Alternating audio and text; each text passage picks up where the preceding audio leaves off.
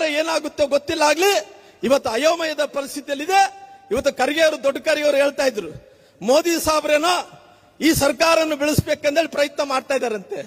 ಮೋದಿ ಸಾಹೇಬ್ರಿಗೆ ಏನು ಕರ್ಮ ಬಿದ್ದಿದೇನ್ರಿ ಈ ಸರ್ಕಾರ ಬೆಳೆಸೋಕ್ ಸಲುವಾಗಿ?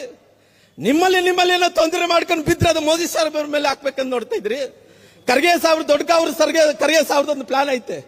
ಏನಂದ್ರೆ ಅವು ಇಬ್ರು ಜಗಳ ಮಾಡ್ತಾರೆ, ಗಂಡ ಹೆಂಡತಿ ತರ ಜಗಳ ಮಾಡ್ಕೊಂತ ಇದ್ರಲ್ಲ, ಆ ಗಂಡ ಹೆಂಡತಿ ತರ ಏನ್ ಜಗಳ ಮಾಡ್ಕೊಂತ ಇದ್ರು, ಅವ್ರ ಮಗನು ಕೂಡ ಮೂರನೇ ವ್ಯಕ್ತಿ ಆಗಿದ್ದು ನುಗ್ಗಿಸಿ ಇವತ್ತು ಗಂಡ ಹೆಂಡತಿ ಜಗಳ ಮಧ್ಯೆ ಮೂರನೇ ಹೋಗಿ ಅವ್ರ ಮಗನು ಮುಖ್ಯಮಂತ್ರಿ ಮಾಡ್ಬೇಕಂದೇಳಿ ಮೋದಿ ಸಾಹೇಬ್ರ ಮೇಲೆ ಆಗ್ತಾ ಇದ್ರ ಮೋದಿ ಸಾಹೇಬ್ರ ಮೇಲೆ ಆಗ್ತಾ ಇದಾರ.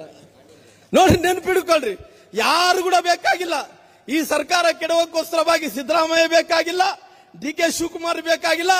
ಖರ್ಗೆ ಸಾಹೇಬರು ಮುಂದಿನ ದಿನಗಳಲ್ಲಿ ಆ ಸೂಕ್ಷ್ಮತೆ ಆ ವಿಷಯಗಳನ್ನು ತಿಳಿಸ್ಯಾರಂದ್ರಿಗಿನ ಈ ಸರ್ಕಾರ ಕೆಡವಲಕ್ಕೋಸ್ಕರವಾಗಿ, ಅವ್ರ ಮಗನ ಸ್ವಾರ್ಥಕ್ಕೋಸ್ಕರವಾಗಿ, ಅವ್ರ ಮಗನ ಮುಖ್ಯಮಂತ್ರಿ ಮಾಡಲ ಸಲುವಾಗಿ ಮಲ್ಲಿಕಾರ್ಜುನ ಖರ್ಗೆ ಅವರನ್ನೇ ಈ ಸರ್ಕಾರವನ್ನು ಕೆಡುತ್ತಾರ.